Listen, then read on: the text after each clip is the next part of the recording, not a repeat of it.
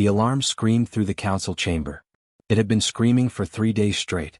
Survey Officer Krelnak stood before 200 alien species, his forearms shaking.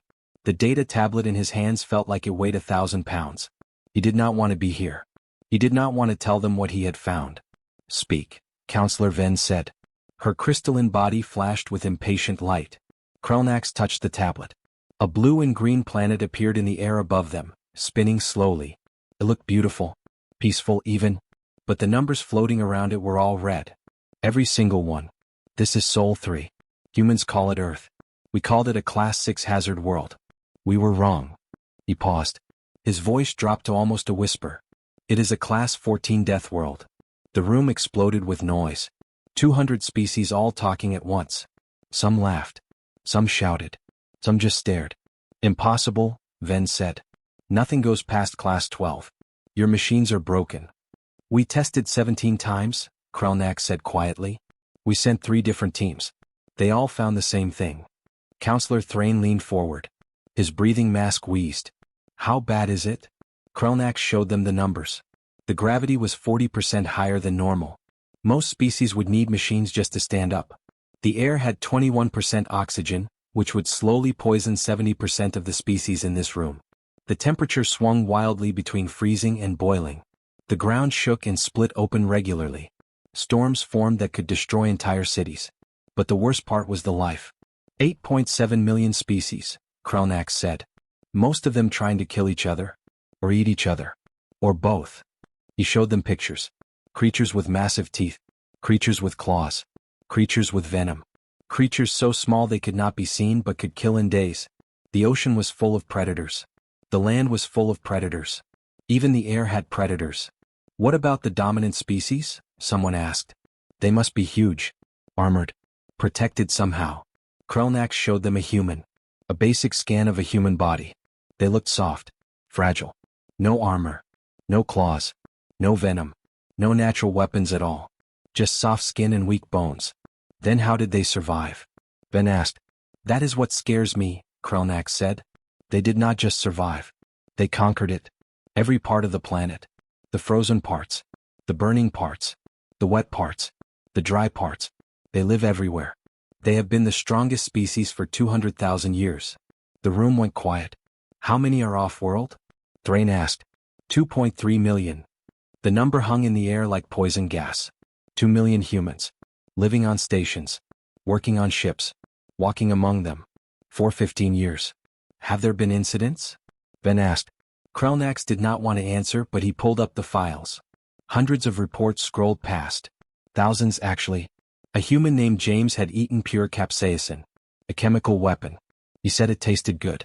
A human named Rebecca had worked in temperatures hot enough to melt metal. She said it felt like summer. A human named Thomas had surgery while awake. He talked to the doctors the whole time. A human named Catherine kept a predator in her home and let it sleep on her face. The reports kept coming. They went on forever. Why did no one notice this before? Someone shouted. That was the question, was it not? Humans had been everywhere for 15 years. They smiled a lot. They worked hard. They made friends easily. No one had thought to check where they came from. What have we let into our space? Ven whispered.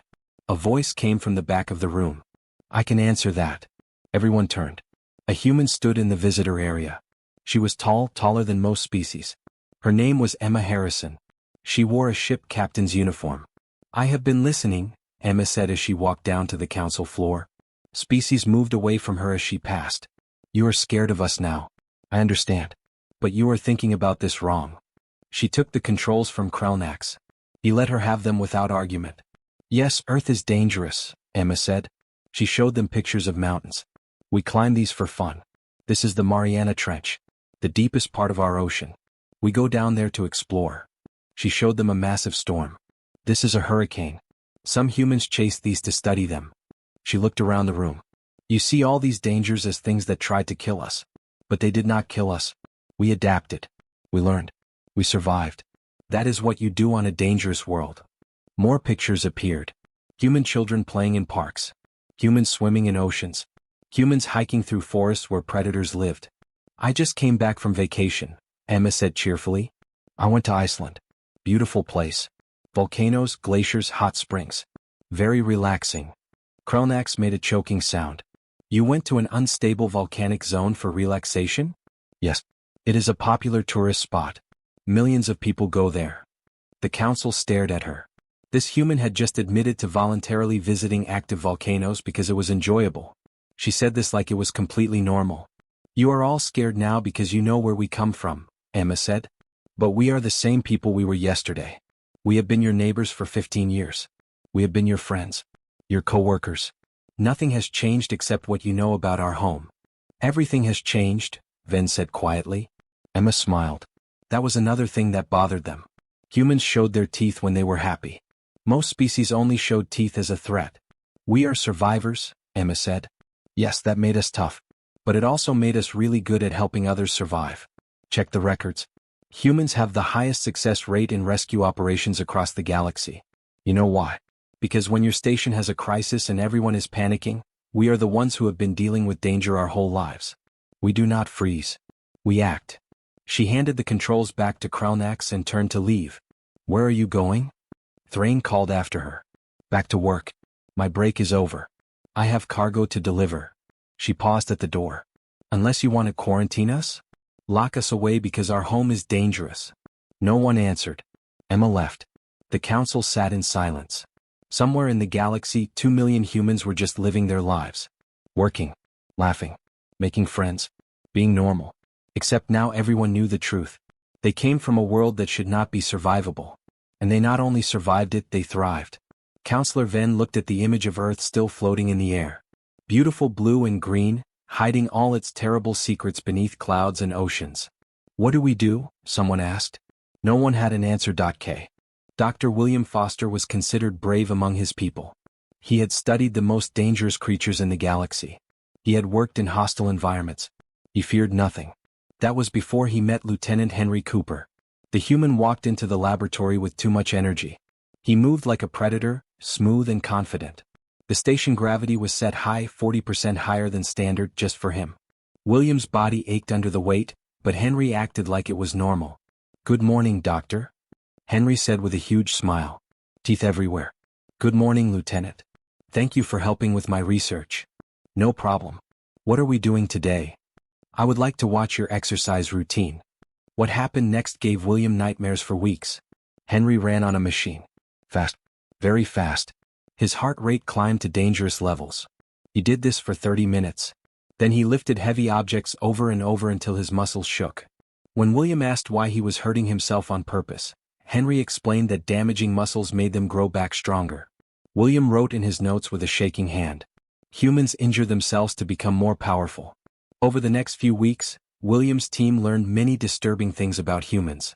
A human scientist named Margaret brought her lunch one day. The smell made everyone run from the room. What is that? William asked, his voice muffled by his breathing mask. Kimchi. Fermented cabbage. Margaret ate it happily. Fermentation is controlled rotting. Yeah. It's delicious. Want to try some? No one wanted to try it. Margaret also ate aged cheese, which was made with bacteria. She drank yogurt, which had live bacteria swimming in it. She ate bread made with fungus. She drank something called kombucha that was literally a colony of bacteria and yeast. William added to his notes. Humans eat rotting food and living bacteria on purpose. Then there was Daniel. He was a security officer, big and muscular. At dinner, he poured red liquid all over his food. What is that? William asked carefully. Hot sauce. Ghost pepper. Daniel took a bite. His face turned red. Water formed on his skin. But he kept eating and smiling. William tested the sauce later. Could be used as a weapon. Daniel ate it for fun. Another human, a nurse named Alice, drank ethanol at social gatherings. Ethanol was a poison and a cleaning chemical. She drank it to relax. Many humans did this regularly. They poisoned themselves on purpose because it felt good. William's notes kept growing. Humans consumed toxins and chemicals for enjoyment. The real shock came during a medical scan of an engineer named Robert. Mr. Robert, your left lung has heavy scarring, William said, staring at the results. Oh yeah. It collapsed when I was 20. Mountain climbing accident. You function with a damaged lung? I mean, you only really need one for normal stuff. William investigated further. Humans had backup systems for everything. 2 kidneys but only needed one. 2 lungs but could survive with one. A liver that could grow back if damaged. They could lose 40% of their blood and still live. William wrote with a trembling hand. Humans are built with spare parts. One day William visited Margaret's quarters for an interview. A large creature sat on her furniture. It had sharp teeth and claws that came out of its paws. That is a predator, William said, backing toward the door. That's Mr. Buttons. He's a cat. Margaret scratched behind its ears. It made a loud rumbling sound. He's sweet. It is a carnivore. It hunts. Well, yeah, but he's domesticated. Humans have lived with cats for 10,000 years. We've lived with dogs even longer. William learned that humans had taken wolves, the pack hunters that once killed humans, and turned them into pets. They kept these predators in their homes. They let them sleep in their beds. They called this normal. His notes were getting longer. Humans live with predators and call them family. William's team studied where humans worked in the galaxy. The results were clear.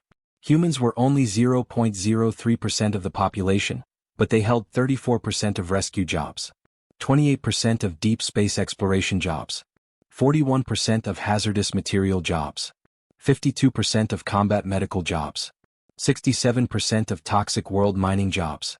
They were not just surviving these jobs. They were better at them than everyone else. A human rescue specialist named Lisa explained why. Most species freeze or panic when danger happens. Humans evolved being hunted by predators. Our fear response is different. Stress makes us perform better, not worse. William felt cold. Human fear makes them stronger. The final piece came from studying human recreation. This was the most disturbing part. Humans watched horror movies to feel afraid on purpose. They rode roller coasters that simulated falling to death. They jumped out of aircraft with parachutes for fun. They played sports where injury was common. They ate extremely spicy food as a competition. They paid money to go into haunted houses to be scared. Their children played games like tag, which practiced running from predators. They played hide and seek, which practiced hiding from hunters. Human bedtime stories featured monsters and witches trying to eat children. They raised their young on nightmare fuel. William looked at his final notes. Humans need danger for mental health. Then he learned about persistence hunting. A human anthropologist named Patricia explained it. Early humans were not fast or strong, she said. But we could jog for hours in the heat. We chased prey until it died from exhaustion. William checked the galactic athletic records. In every endurance event over 2 hours, humans held the top spots. They did not win sprints. They won marathons. They just kept going. William finished his report for the council. His conclusion was simple and terrifying. Humans spent 200,000 years on a planet trying to kill them. It did not make them afraid. It made them unstoppable. They do not run from danger. They run toward it. They study it. They master it. They play with it. And they think all of this is completely normal. He sent the report and added one final note. Despite everything, humans are kind. When others are in danger, humans risk their own lives to help. They combine extreme toughness with extreme compassion. This might be their strangest quality. They are both the most dangerous and the most caring species in the galaxy. William sat back and watched through the window. Henry was showing a group of researchers how to do push-ups. Now he was doing them with one hand. Just showing off. William wondered if the galaxy was ready for this. He suspected the answer was no. Dr. William Foster's report spread across the galaxy like wildfire. Within 1 week, 4 billion beings had downloaded it. News stations ran stories with titles like Deathworlders Among Us and The Humans Next Door. Everyone was talking about humans. Then the incidents began. The first incident happened at Refinery Station Archimedes on the Outer Rim. A coolant line broke in the plasma processing sector. Superheated gas at 2,000 degrees flooded the area. The automated system screamed for evacuation. Engineer Thomas Blake was supposed to leave. He did not leave. Blake, get out now. Station Commander Vrel 9 shouted into the radio. The whole sector is filling with plasma. Almost done. Thomas's voice crackled back. Just need to close the emergency valve. That valve is in the middle of the leak. You will die. Nah, I've got my suit. Give me 30 seconds. Vrel 9 watched his monitors in absolute horror. The human figure moved through gas hot enough to melt metal. 28 seconds later, Thomas walked out of the cloud. His suit was burned black and smoking. Valves closed. We're good. He took off his helmet. His face was covered in sweat and small burns. Man, it got hot in there. Hot? You just survived temperatures that melt titanium. Yeah, the suit held up pretty well. I'll need a new one though. Thomas looked at the charred material on his arms. This one's toast. The medical team found burns covering 15% of his body. Thomas refused extra treatment. I'll heal up in a few weeks. Not a big deal. The video was uploaded to the Galactic Network. 340 million beings watched it. The second incident was worse. Colony ship Perseverance crashed on a planet called Epsilon 7. It was a Class 9 death world with giant predators, poisonous plants and terrible weather. The ship carried 3,000 colonists. 2,400 were human. 600 were other species. Rescue teams arrived 3 months later expecting to find whoever survived hiding in the ship's safe zones. Instead they found a town. Welcome to New Plymouth. Captain Richard Foster greeted them with a big smile. Behind him, human children played in streets.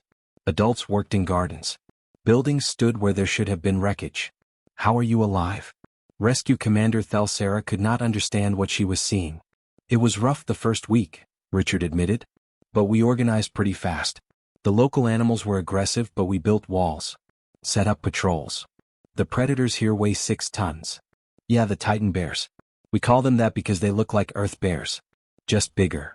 Richard pointed to a massive creature eating grass near the edge of town. That's Gerald. He's friendly. You made friends with a Titan bear? Jennifer Mills is good with animals. She used to work at a zoo. She figured out they're pretty calm if you don't threaten them. We feed him, he keeps the really dangerous predators away. Works out great. The rescue team's report was 10 pages long. The humans had built farms. Created defenses from local materials. Tamed the native wildlife. Established a government. Made trade systems. The 600 non-human colonists had survived by following human leadership. The humans saved us, said Kreltik, one of the survivors. When the ship crashed we were terrified. Too scared to move. The humans just started working. Built shelter. Found food. Organized defenses. They treated it like a camping trip. 890 million beings watched that video. The third incident happened at a diplomatic conference. 50 species gathered to negotiate trade agreements. Security checked every dish for poison. But the assassins were smart. They found foods that were poison to all known species and served them to the human delegation. The plan was perfect. Kill the humans. Blame the caterers. Create chaos. Ambassador Peter Hamilton took the first bite of his appetizer.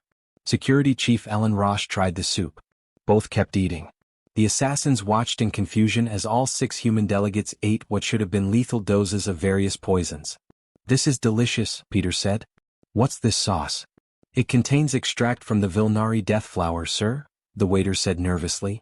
He watched for symptoms. There were none. Excellent. Reminds me of wasabi. Ellen, try this. Ellen tasted it. Oh, that's nice. Got a kick to it. Medical tests later showed the menu had contained 3 different deadly poisons. Neurotoxin. Hemotoxin. Cytotoxin. Enough to kill 40 normal delegates. The humans asked for seconds. The assassination plot failed completely. The humans never even knew they had been targeted. 1.2 billion beings watched that video. The fourth incident happened on medical transport Hippocrates. The ship hit a solar storm. Explosive decompression in the surgery bay. Hull breach. The doctor and nurses got sucked into space. Except Dr. Rachel Cooper had locked her boots to the floor with magnets. I'm staying with the patient, she shouted over the roar of air escaping. Doctor, you'll die, the pilot screamed back. Seal the forward sections. Give me 10 minutes. Rachel worked in vacuum. No air. No gravity. Her suit's emergency systems tried to keep her alive. Standard surgical tools did not work in vacuum. She improvised. Used magnetic clamps instead of stitches. Burned wounds closed with a plasma torch. Checked vital signs through her helmet display. No air. No gravity. Radiation pouring through the breach. She finished the surgery in 8 minutes. The patient, an alien ambassador, survived. Rachel suffered decompression sickness, radiation burns, and frostbite. She was back at work 3 weeks later. Just doing my job, she said in interviews. Patient needed surgery. I'm a surgeon.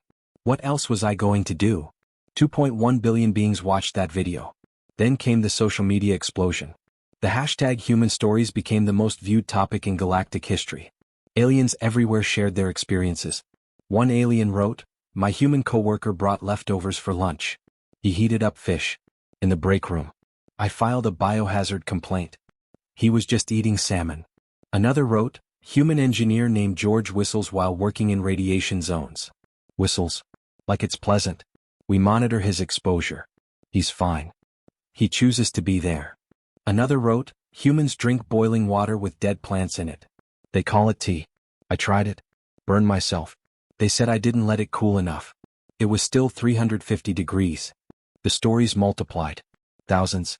Then millions. Humans eating raw fish that could have parasites. Humans jumping between buildings for sport. Humans keeping plants indoors for decoration. Humans with deadly allergies to peanuts, but humanity kept eating peanuts anyway. The galaxy watched in fascination and horror. Then everything changed. The Krelox Empire issued a statement. Supreme Commander Vakthor appeared on every screen across the galaxy. His armored form looked intimidating and powerful. The galaxy has learned that humans come from a Class 14 Deathworld, he said. They have abilities far beyond normal species. They heal from terrible wounds. They survive impossible conditions. They face danger without fear. The Krelox Empire recognizes the military value of such beings. Therefore we claim Earth and all human territories as Krelox property. Surrender will be discussed. Resistance will be educational. The transmission ended. The galaxy held its breath. On Earth, 8 billion humans got the news. The Krelox Empire was about to learn exactly why Earth was classified as Class 14. And it was not going to be pleasant. The Krelox War fleet entered Earth's solar system with 2,000 warships. They had conquered 47 worlds. Earth would be number 48. Supreme Commander Vakthor stood on his flagship bridge, looking at the blue planet on his screens. A Class 14 Deathworld produces Class 14 warriors, he said confidently. They will make excellent soldiers once we discipline them. Begin the siege. His officer looked nervous. Commander, we are receiving transmissions from Earth. Surrender offers? No, sir. Music. Every screen showed the same image. A human woman standing in front of a large building. Her name was Margaret Chin. She was Earth's Secretary General. This is Secretary General Margaret Chin of Earth. You have entered our system with hostile intent. Leave now or face consequences. Vakthor laughed. One planet. No real fleet. They dare threaten us. He opened a channel. Surrender in one day or we will show you the cost of defiance. Margaret's face did not change. You were warned. Earth Defense Command, you are weapons-free. They have no weapons that can harm us, Vakthor started to say. Then his officer interrupted. Sir, we are detecting launches. Thousands of launches from the surface. The first wave hit before Krelox shields could adapt. They were not advanced energy weapons. They were chunks of metal accelerated to incredible speeds by mass drivers on the ground. Simple. Effective. Devastating. 40 Krelox ships vanished in the first attack. Return fire. Vakthor roared. The Krelox fleet fired plasma weapons at Earth cities. The attacks should have destroyed continents. Instead, they hit defensive satellites. Thousands of them in orbit, each with armor and point defense systems. The orbital fortress network absorbed everything. Impossible, Vakthor whispered. How did they build this without us knowing? His communications officer spoke quietly. Sir, all our spy networks in human space have gone dark. At the same time. The humans had known they were being watched. They had let the Krelox see exactly what they wanted while building defenses in secret. Then we land troops. We will take their cities. They cannot shield an entire planet. 200,000 Krelox warriors descended on Earth in drop pods. They targeted 6 major cities around the planet. Private Daniel Wright of the Earth Defense Force watched the pods fall over London. Around him, his unit waited in prepared positions. Remember, Sergeant Lisa Martinez said calmly. These invaders have never fought on a death world. We have. The Krelox landed in a park. Their powered armor gleamed. They formed perfect battle lines expecting fortified resistance.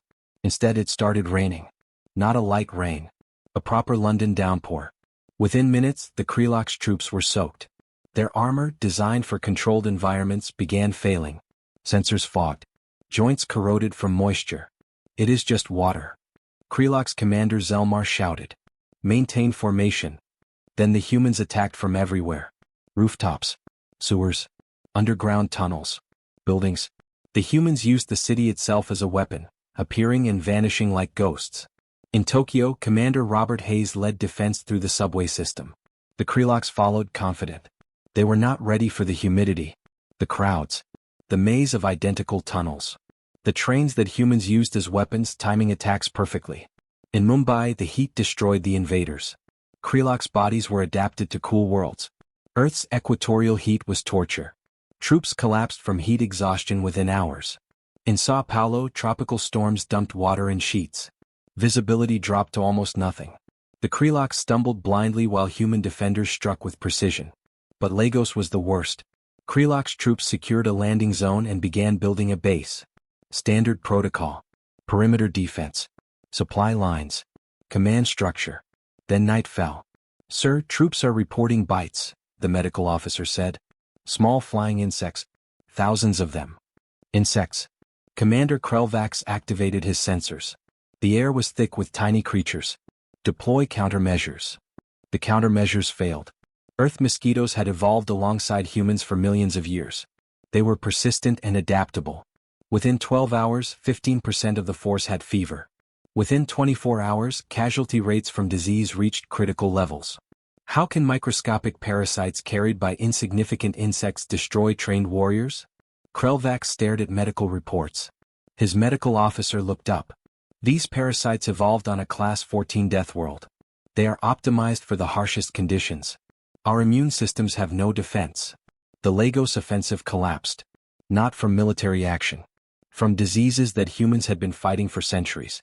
2 weeks into the invasion, Supreme Commander Vakthor was forced to face reality. His forces held no cities. Casualties exceeded 40%. Troops were refusing to go to the surface. They said the planet itself was fighting them. They were right. "Commander," his intelligence officer said, "the humans are planning a counterattack against our orbital positions." "With what?" "They have no fleet." "Sir, look at this." The display showed Earth's oceans. Hundreds of ships moving. Not warships. Civilian ships. Cargo haulers. Passenger ships. Fishing boats. Personal yachts. Each had been quickly modified with weapons. "They are using civilian ships?" "Yes, sir. They call it the Dunkirk Protocol. Some historical reference. They are using everything that flies." The civilian fleet launched. They did not have advanced weapons. They had creativity. Cargo ships released clouds of reflective material that confused targeting. Passenger ships with strong life support served as mobile bases. Small fishing vessels conducted hit-and-run attacks. And the pilots were volunteers. Teachers. Mechanics. Merchants. Civilians who had joined combat with minimal training. Lieutenant Jennifer Wells flew a converted shuttle with 6 missiles. She had been a cargo pilot 3 weeks ago. Now she lined up on a Kreloks cruiser. "This is for threatening my planet," she said quietly and launched. The Kreloks could not understand. These were not soldiers. These were ordinary people who volunteered to fight. And they fought like they had been doing it forever. Commander Vakthor's ship took 3 hits. Shields held, but something inside him broke. "Sir, we are receiving casualty reports from all ground teams. We lost contact with Lagos completely. Tokyo forces are requesting evacuation. Mumbai team has surrendered to local authorities." Surrendered? Vakthor felt his certainty crumbling. To civilians? "The civilians offered them water and medical care, sir. Our troops were dying from heat and disease. The humans gave aid to our wounded." This made no sense. The humans were feeding enemy soldiers. Treating enemy wounded. What kind of warriors showed mercy to invaders? His officer spoke quietly. "Sir, human military casualties are under 4%. Civilian casualties under 2%. They are barely scratched." "How?" "They practice, sir. Not just military. Their entire species. They call it disaster preparedness. Every civilian knows survival skills. They have been preparing for catastrophe their whole existence." Vakthor watched footage from the surface. Humans fighting in environments that killed his troops just by existing. Humans coordinating civilian evacuations and defense simultaneously. Humans treating Kreloks wounded in hospitals. They are not warriors, Vakthor realized. They are survivors. There is a difference. Margaret Chin appeared on screen again. She looked tired but steady. "Commander Vakthor, your invasion has failed. Your troops are dying from exposure, disease and low morale. We do not want to destroy your fleet. We are offering terms." "Terms? You think you won?" "Commander, we have not deployed our reserves yet. This was volunteers and home guard. Our actual military is still waiting. We have practiced war on a Class 14 Deathworld our entire history. Against each other. Against nature. Against everything. You attacked our home. You never had a chance. The truth crushed Vacthor. What are your terms? Withdraw your fleet. Release prisoners. In exchange, we provide medical help for your wounded and safe passage from the system. You attacked us. We offer mercy anyway. That is what we do. Vacthor looked at his displays. Fleet in ruins. Ground forces destroyed. Troops dying from weather and disease. I accept. The Krelok's fleet limped away 3 weeks after arriving. 70% casualties. Not from human weapons. From Earth itself. The planet had beaten them. As his ship left the system, Vacthor wrote his final report. Never engage humans on their homeworld. They are the most dangerous species not because they lack mercy, but because they choose when to use it. On Earth, humans began cleanup. Cities needed repair. Wounded needed care. Prisoners needed to go home. The civilian fleet returned. Teachers and mechanics parked their warships and went back to normal life. Because that is what you do on a Class 14 Deathworld.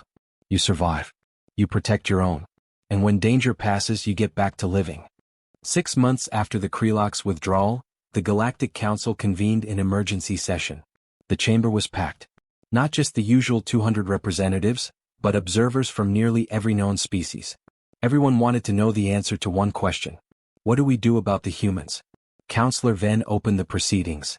Her crystalline form pulsed with nervous light. We face an unprecedented situation. A Class 14 Deathworld species has defeated a major military power. Public opinion is divided. Some call for Earth's quarantine. Others want full integration. We must decide. Ambassador James Richardson stood in the human delegation area. Beside him stood Secretary General Margaret Chin and Dr. William Foster, the scientist who had written the original human study. James walked to the central platform. He was calm and experienced, but even he felt the weight of this moment. Honored Council, representatives of the galactic community, James began. 6 months ago you discovered Earth is more dangerous than you thought. You learned humans come from an environment that would kill most of you within hours. You watched us defend our homeworld against invasion. He paused, looking around the chamber. And now you are afraid. I understand. But I want you to understand something about humans. James activated a display. Images appeared. Human rescue workers pulling survivors from rubble. Human doctors treating alien patients. Human engineers repairing damaged stations. Human teachers in classrooms with multiple species. Yes, we come from a harsh world. Yes, that made us tough. But it also made us something else. Cooperative. On Earth, the biggest threat was not just the environment. It was being alone. Humans who worked together survived. Humans who did not died. More images appeared. Human firefighters rushing into burning buildings. Human coast guards rescuing people from storms. Human volunteers distributing food after disasters. We do not just survive danger. We run toward it when others need help. Check the records from the past 15 years. Statistics filled the display. In the past decade, humans had participated in 1,200 rescue operations across the galaxy. They had saved over 50,000 lives. 14 species owed their continued existence to human intervention during extinction-level events. When Station Kepler had a reactor meltdown, who went in to manually shut it down? James asked. Humans? When Colony Tartarus lost life support during an ice storm, who made the supply run through the blizzard? Humans?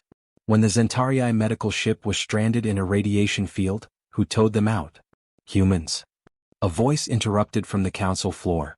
But you are dangerous. The Krelok's empire is a major military power. You defeated them in weeks. We defended ourselves, James said firmly. We did not invade them. We did not attack their worlds. They came to our home with 2,000 warships planning to enslave us. We stopped them. Then we offered mercy. We treated their wounded. We returned their prisoners.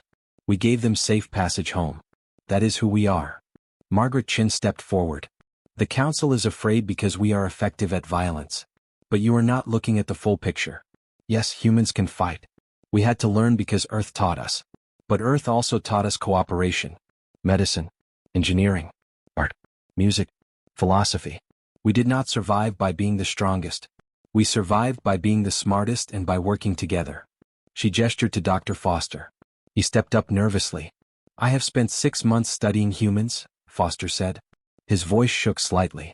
I have been terrified many times. But I have also been amazed. Humans possess capabilities that seem impossible. But more than that, they possess compassion that seems equally impossible. They are the only species I have encountered that routinely risks their own lives for strangers. Not just for their own species. For anyone. Foster pulled up his own data.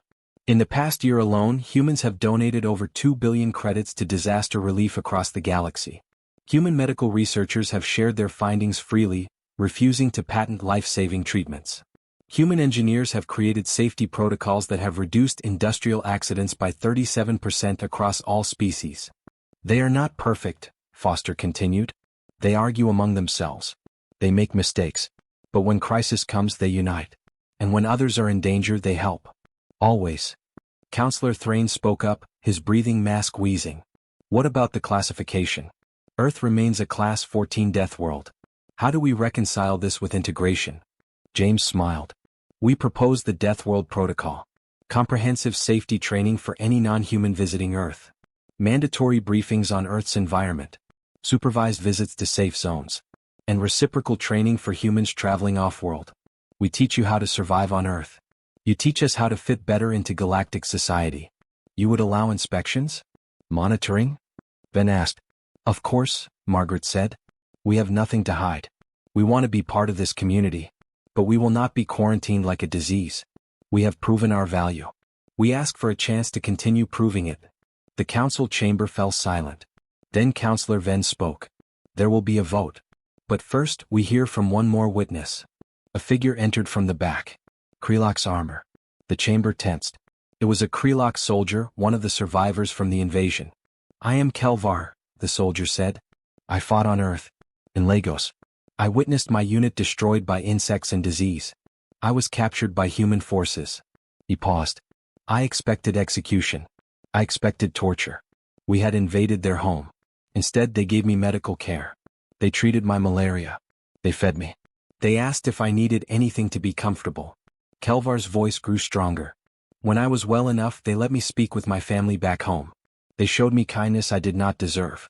Before I was returned to my people, a human doctor named Alice told me something.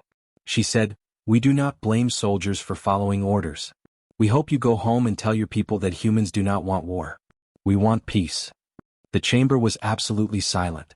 Humans are dangerous, Kelvar said. But they are not cruel. They could have destroyed our entire fleet. They chose not to. I came here to speak for them because they spoke for me when they did not have to. Counselor Venn's form pulsed with light. The council will vote. All in favor of continued human integration with the Deathworld Protocol. Hands, tentacles, appendages, and various limbs rose across the chamber. The vote was not unanimous, but it was overwhelming. The motion passes, Venn announced. Humans will remain part of the galactic community. Earth will serve as a training facility for extreme environment specialists, with proper safety protocols. And humanity will continue to contribute to our shared civilization. James let out a breath he did not know he was holding. Margaret smiled. Foster looked relieved. As they left the chamber, a reporter stopped them. Ambassador Richardson, how does it feel to have your species accepted? James thought for a moment. We were always part of this community. Today the community just made it official. We look forward to continuing to work with everyone. And maybe teaching some of you how to appreciate spicy food. The reporter laughed nervously. That night, across the galaxy, a human restaurant opened on a major trade station. Aliens nervously tried mild Earth cuisine while humans cheerfully explained that ghost peppers were actually not that hot. The restaurant had warning signs in 47 languages. Humanity had spent thousands of years conquering the most hostile planet in known space. The galaxy had learned that surviving Earth had not made humans dangerous. It had made them the ones who ran toward danger when everyone else ran away. It had made them heroes.